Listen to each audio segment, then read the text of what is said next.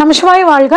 விருச்சிகராசிக்காரங்களுக்கான மாசி மாத பலன்கள் எப்படி இருக்குது அப்படின்னு சொல்லி பார்ப்பாங்க. விருச்சிகராசியை பொறுத்த வரைக்கும் உங்களுக்கு 4ஆம் இடமான சுகஸ்தானத்தில் இந்த மாதம் வந்து பார்த்திங்கன்னா 5 கிரக சேர்க்கை வருதுங்க. சூரியன், புதன், சுக்கிரன், செவ்வாய், ராகு அப்படிங்கிற ஒரு 5 கிரக சேர்க்கை இருக்குது. அப்போ உங்களை பொறுத்த வரைக்கும் ஒரு கார் கொடுத்துட்டு புதுசாக கார் வாங்கணும், இல்லை வாகனங்கள் வாங்கணும்லாம் நினச்சிட்டு இருந்தீங்கன்னா இந்த மாதம் உங்களுக்கு அற்புதமான மதமாக இருக்க போது உங்களுக்கு மனசுக்கு பிடிச்ச விஷயங்களை நீங்கள் கட்டாயம் வாங்குவீங்க.